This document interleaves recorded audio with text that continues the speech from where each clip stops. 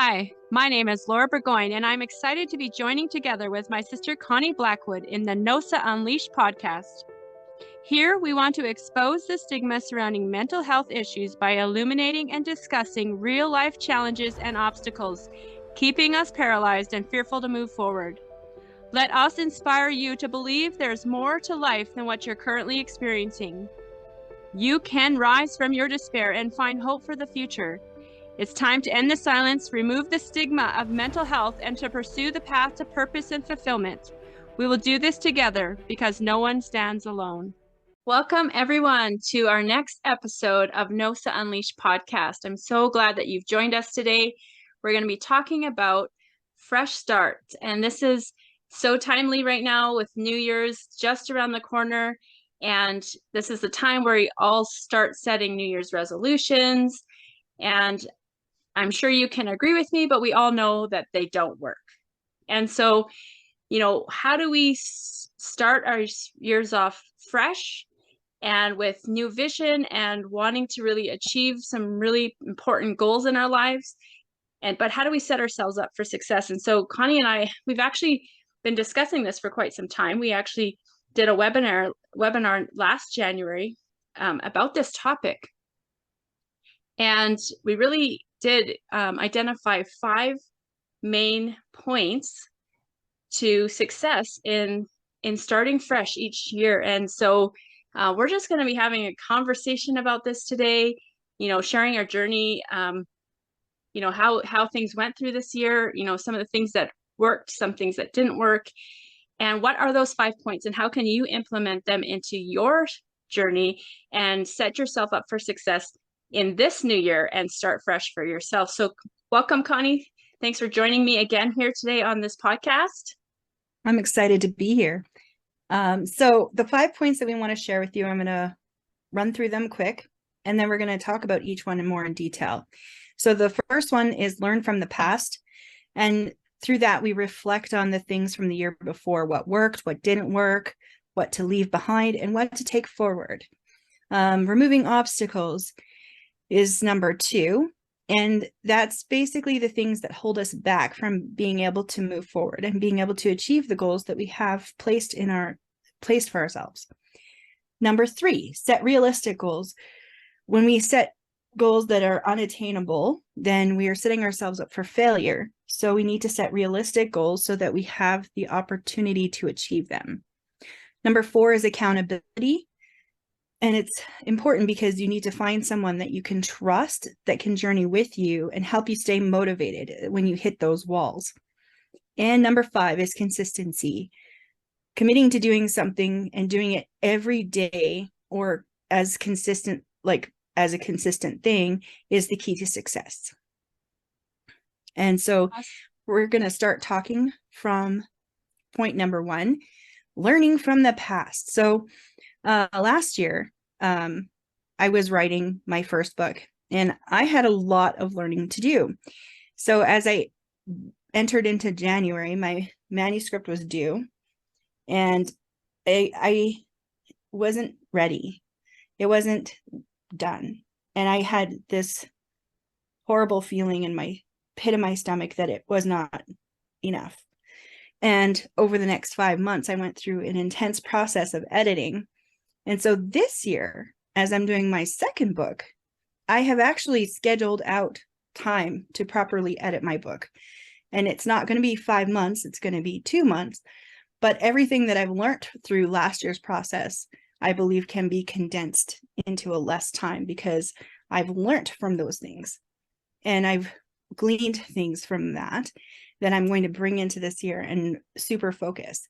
And I really am excited actually about this process this year instead of wanting to cry.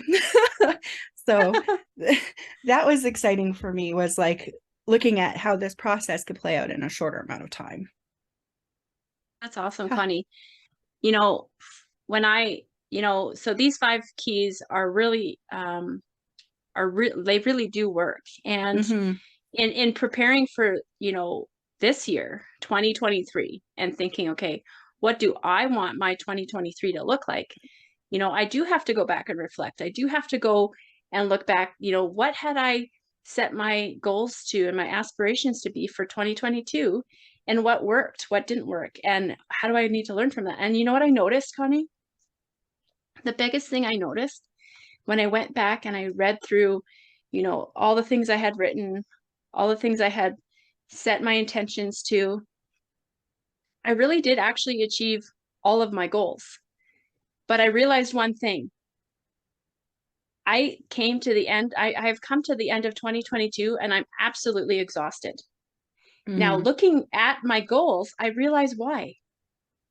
And I, I don't think either of us caught this when when we discussed our 2022 goals and all of those things.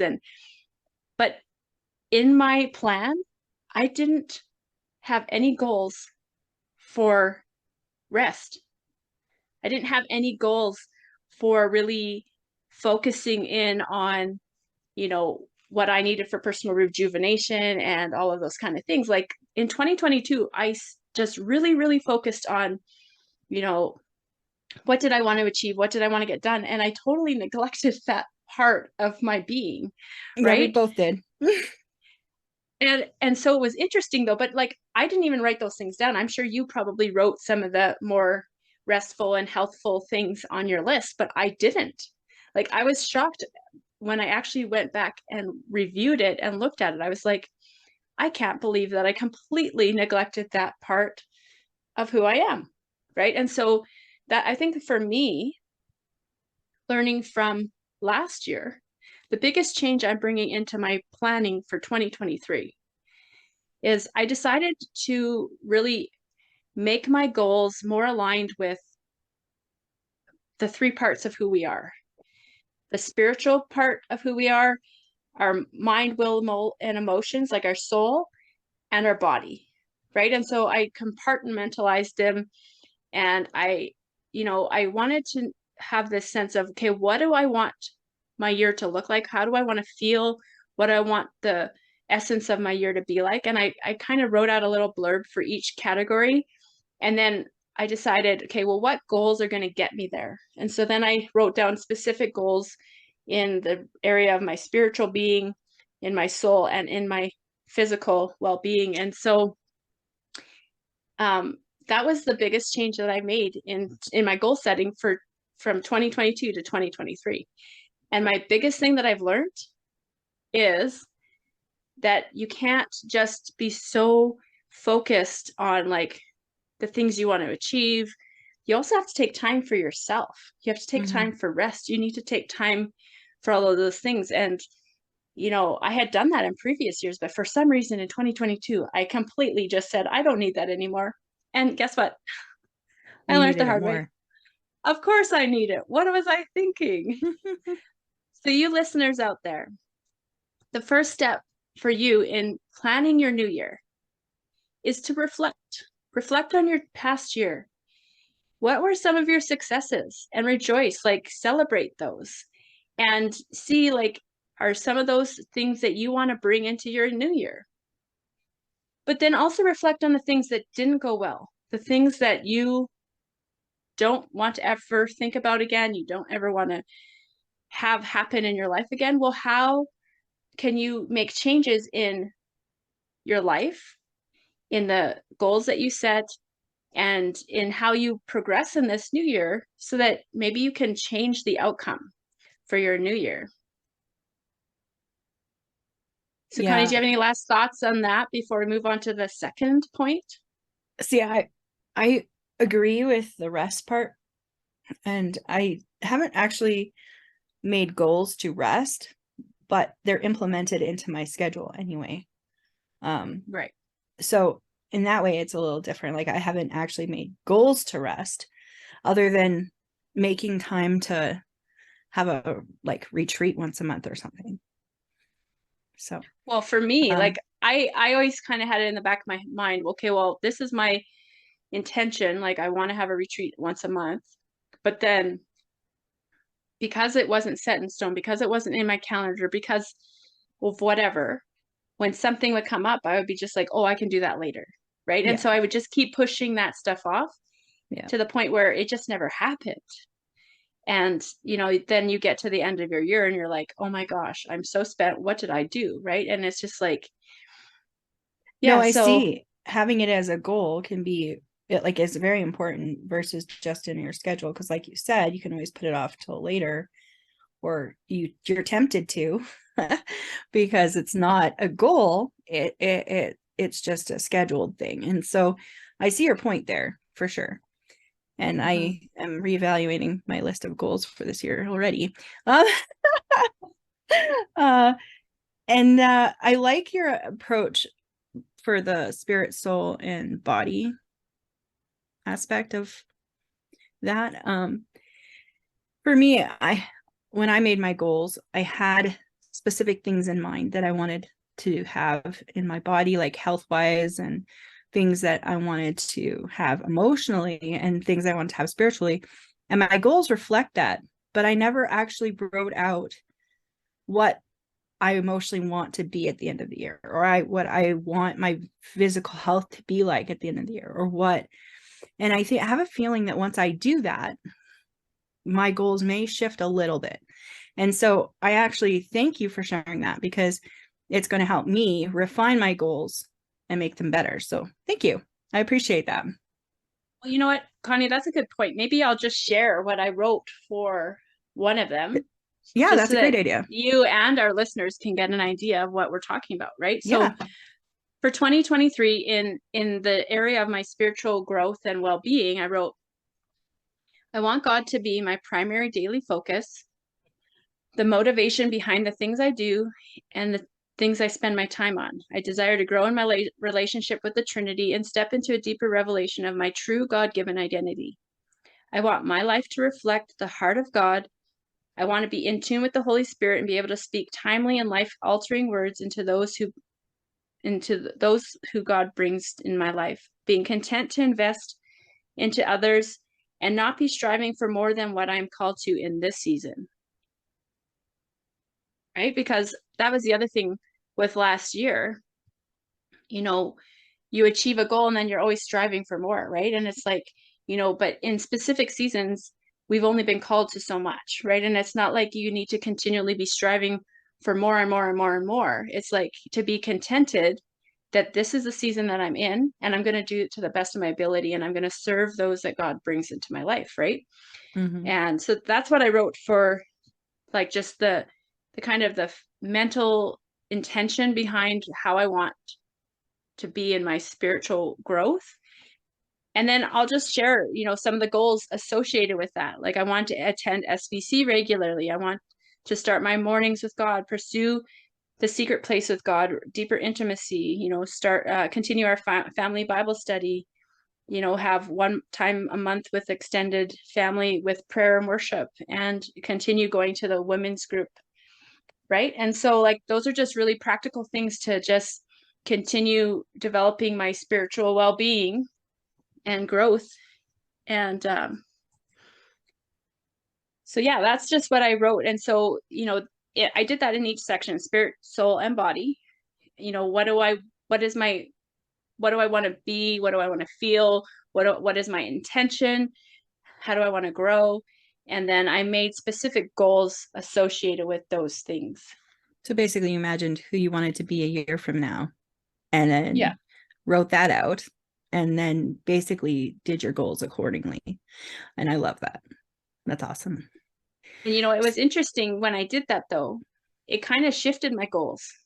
Yeah, that's right? what I'm saying. Once I do that, I think I'm gonna have some shifts too, because I had a mental picture, but it's different when you have a mental picture and you actually write it down on paper. It's different, right? Because your mental picture can shift as you're writing your goals, whereas when you have it written down, it's your goals that shift, not the image that you have of who you will be at the end of the year. Yeah, that's what I love. So the second one is removing obstacles. And that's basically making changes based on what you've learned from the past that will help you chart new paths in the future, so you don't fall into the same ruts, for example, from the past, same old things. So Laura, I'm going to let you start this one since I started the last one. What obstacles did you first off, notice from last year and remove from your life for this year? Well, so obviously my biggest obstacle was the whole physical rest piece. Mm-hmm. And so when reflecting on this year, like, how am I going to put that into practice? How am I going to put that into my life? I thought the biggest obstacle I had is making a plan and sticking to it. And in regards to, scheduling that time away, scheduling those opportunities for me to really, take care of myself physically and mentally, emotionally, all of those things, but on a more personal level, not on like the more collective community level. And I thought, what is the biggest obstacle I have? And this is going to sound awful, but I'm going to try to explain it. But it's my family. Okay. And I'm not saying that my family is an obstacle in the way that they're getting in my way. That's not what I'm talking about. What I realized is my obstacle is that, I have a large family. I have 5 kids. We have a farm, we have businesses. And so, things in our family just always seem to come up, and then I drop everything else.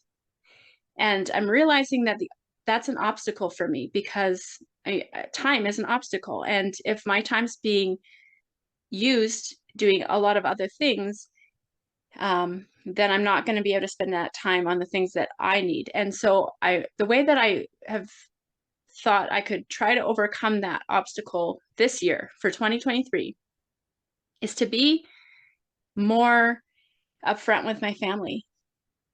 And I've always kind of told them, vaguely, oh, this is what mom's going to do, or this is what I need to do, or whatnot. But I haven't really said, this is what I'm going to do. Mom's not available the last weekend of every month because I'm going away on a retreat, right? And so to actually sit down and have these conversations and to come up with a plan together as a family so that we work together so that we all get what we need, right? Because my kids need time with me, my husband needs time with me, but I also need time with me. And so the one thing that I'm going to be changing for 2023 is to just be more, on the same page with my family, to communicate more with them, to, create more of a plan together, so that we can, all collectively be able to meet each other's needs and be present, but also be able to have that time where we're meeting our own needs. Does that make sense? Yes, it really does. When I got to this one, I found it a little difficult. And then I was realizing that I kind of acknowledged it earlier and kind of started addressing it a couple months before the end of the year. And one of my biggest obstacles was confidence, and confidence in a lot of different areas, not just like one area. So, and one thing that really stood out to me over the last few months is practice. The only way you can overcome that feeling of lack of confidence is to practice it enough that you become confident. And so even while we were practicing for the podcast, it gave me more confidence to be able to do this today. And so I've been implementing it for the last few months of the year, and it's been going very well. And so I feel like going into the new year, I have now built in time to practice things, so that I can become more confident in those things before I actually do them.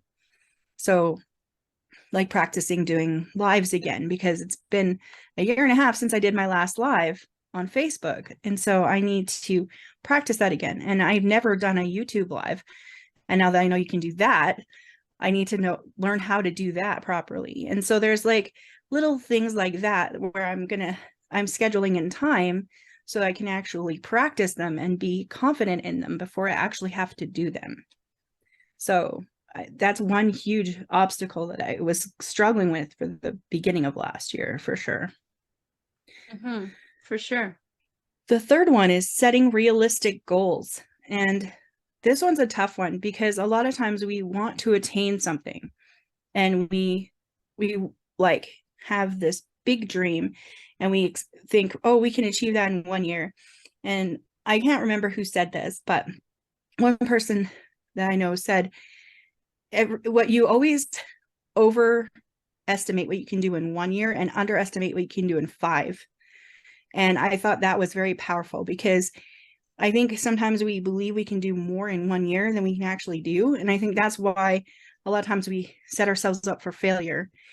And so basically pulling back and making it definitely attainable. So instead of thinking, well, what can I get done in a year? Because we overestimate, why can I get done in 7 months, 8 months?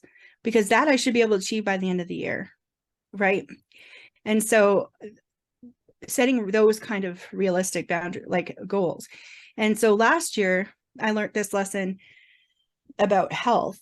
And so I would set actually realistic goals that I could meet. And it actually enabled me to lose weight this last year, which was exciting.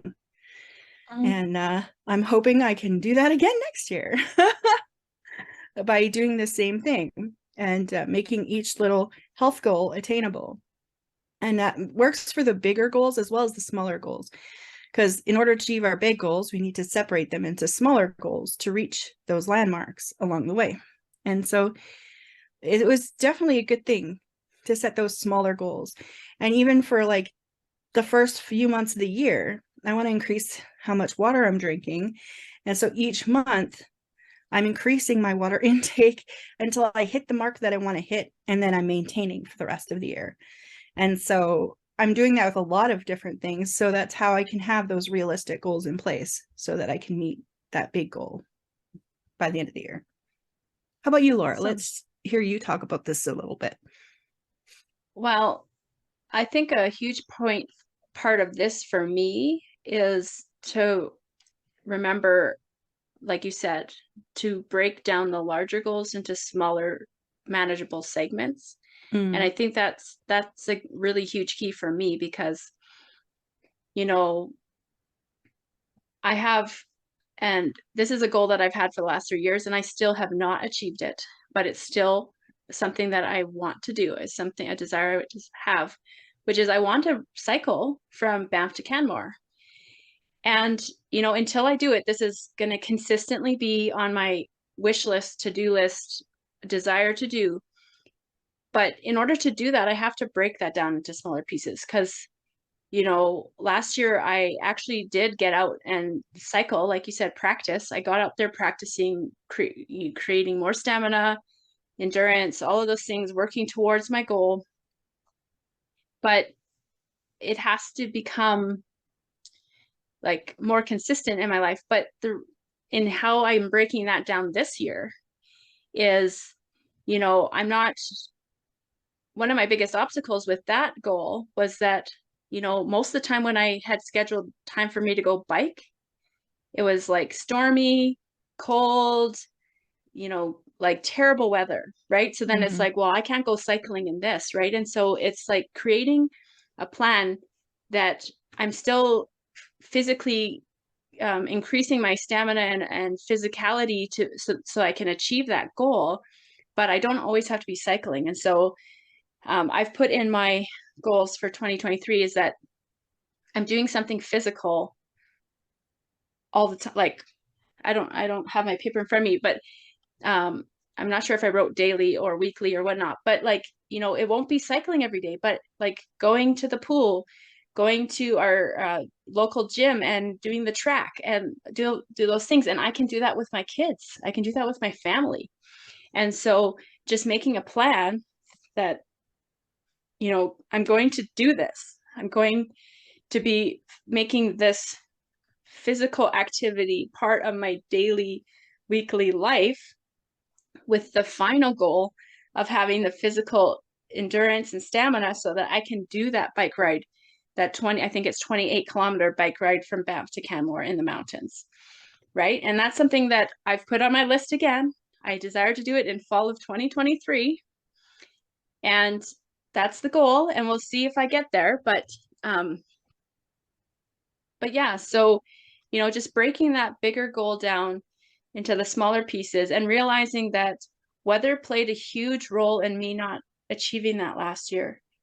And so how can I overcome that obstacle is by shifting that vision, shifting that goal into, well, how are other ways that I can increase my physical endurance and stamina? Well, it's by doing other kinds of physical activities that are indoors or that include different kinds of things. And so I'm going to be implementing that into my goals and my calendar for this year, and actually do it engaged with my family, which is I'm totally excited about. My kids are going to be just over the moon about this because they are always like, Mom, let's go to George Freeman. Mom, let's go to the pool. And now I'm going to physically make it happen. So I'm excited about that. That's awesome. Yeah. Number 4, accountability. Find someone you can trust to journey with you, challenge you, and motivate you when you want to give up. And guess what? I can tell you from experience, you're going to want to give up. Whenever things get difficult, yes, it's just like, oh, well, do I really want to do this today? And so sometimes, like Connie, this accountability piece is so huge, right? And I think it's the biggest reason why in the last 2.5, 3 years, you and I have, succeeded so much and achieved so much, like in our writing and in the books we've published and in this nonprofit and just all of the things we've put our endeavor to is because we've held each other accountable. So the accountability piece is so huge. And so, yeah, Connie, you're right. Finding someone that you can trust to journey with you and to challenge you is so key. And this is why mentorship is so important. And so for me, I've realized that I need mentors in different areas of my life. And so I've actively been seeking other mentors as well as our accountability relationship, because I realized that I need further accountability in certain areas that you can't give me or that you shouldn't be giving me because we're supposed to be at one specific level, and so I've kind of identified that I need different types of mentorship in different areas to be more specific and more oriented to those specific things. And so I'm actually actively looking for those people so that I can be held more accountable to very specific things, because our relationship has been amazing for the last 2.5, 3 years as we've been doing this. But I can see that by finding other mentors as well, I'm going to go further faster because I'll have specific accountability in those areas. And so accountability is huge. And I think it's amazing to me that I didn't think about doing this sooner, where I can have a spiritual mentor that's specifically designed to challenge me in my spiritual walk with God, and to have a mentor that has done writing of books and is further along than me, that can, when I hit a roadblock, when I hit the wall, I can unleash, and they can be like, okay, well, this is what I did. This is how I've gone through this. And you've done that a lot for me, but having someone that's gone even further would be awesome. Not to take anything away from you. You've been amazing. But I'm sure even you, if you had someone who has gone further faster than you, you would want that as well. And it's so great to be able to find those people. And I'm still looking for some. I've gotten a couple in place. And I'm just so thankful, Laura, that you actually 3 years ago approached me to do this accountability thing, because it has changed my life in so many ways. And I know that I wouldn't have achieved the level of success in the last 3 years that I have without it. And so I challenge all of you, if you don't know someone that you can have accountability with, seek someone out that is where you want to be in the future, because they can help you get there, because they've already walked your path. And that's what mentors are for. Yeah. Another thing that just came to mind, Connie, about accountability too, is because I've shifted my goal this year in regards to my cycling trip and how I'm going to achieve that, and getting my family more engaged in the process, I can also see my family holding me accountable to this Mm-hmm. when I say, oh, by the way, we're going to be doing this once a week. So they're going to be like, hey, mom, we're supposed to be going to the gym today. Exactly. Yep. So I'm going to be placing myself in a position where even my family now is going to be holding me accountable to this goal because I really do want to achieve it. I really do want to do this. It would be the Mm-hmm. most fantastic thing to be doing that in the fall in the beautiful mountains, doing it with my kids and just have that experience. And so, I even see my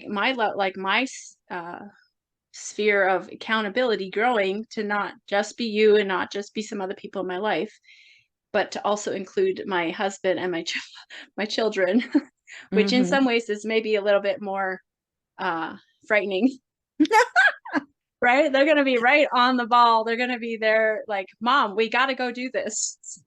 But that's a good thing, right? And so for some things, it's good to include people who will be motivated, even more motivated Exactly. than you to do those things. Well, and even in regards to my health, like, my boys, like they do bodybuilding, like they're strong, they're athletic, and so like they're gonna push me. Oh yeah. So I've got to be prepared to be pushed by my boys because I mean I've got 5 boys and they love to be athletic, so this is gonna be fun. Oh, that's awesome. Consistency is the last one. So committing to do something and doing it consistently is the key to success. You need to schedule time to achieve the things you want to do and make it a part of your routine so you can actually do it.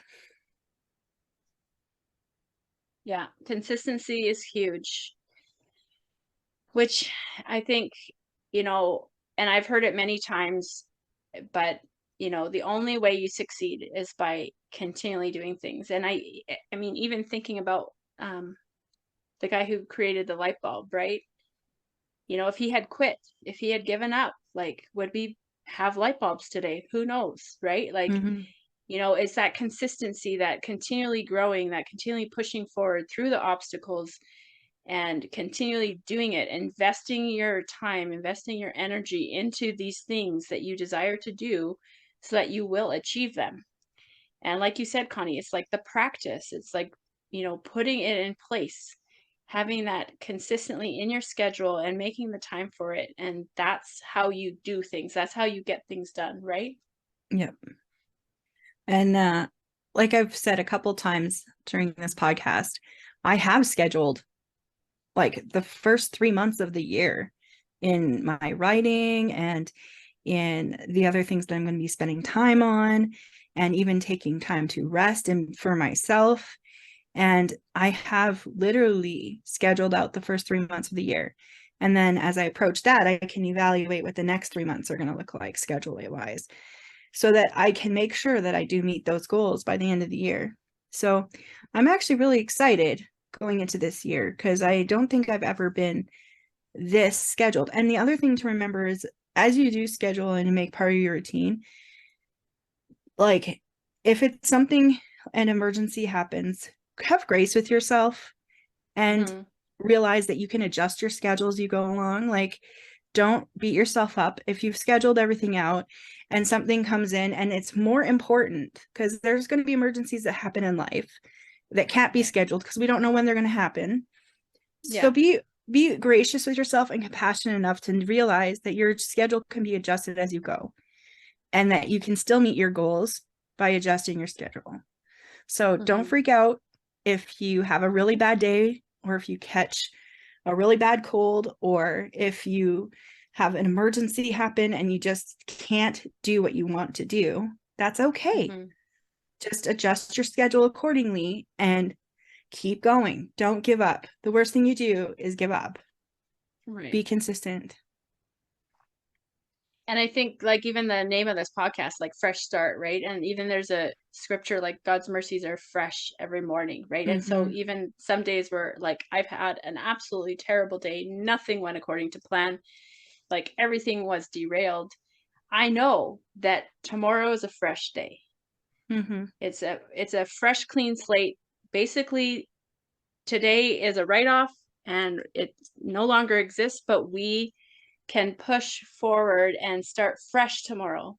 And so, yeah, like you said, Connie, have grace on yourself, and just have the flexibility to know that, you know what, just because I wasn't consistent today doesn't mean I'm not going to push forward tomorrow. Yeah, for sure. Well, I hope all of these points and our talk, our conversation has just really encouraged all of you listeners to really look at your new year in a whole new light, and not in the way of, you know, setting unrealistic goals, or resolutions, or setting your heart on things that are maybe unachievable, but to really reflect on the things in your life that have gone well, and that maybe the things that haven't, and maybe identifying those obstacles that are standing in your way. And then just to really set those realistic goals so that you're setting yourself up for success.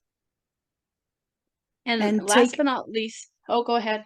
And maybe do what Laura did and take a snapshot of who you want to become a year from now. Right. And let that be your guiding light to your goals, rather than the other way around. Yeah, that actually really helped me this year for sure. To just picture what I want to be, who I want to be, what I want my life to be like this time next year. Yeah, absolutely. And then find that accountability. Don't be afraid to ask people to support you in your goals, to support you in your dreams, and to support you in the growth that you want in your life. And don't be afraid to just commit to doing it. I mean, most of the things that I've done in the last 3 years, you know, to commit to doing it at the start, like, there was quite a bit of fear associated with that. But it's like pushing through that.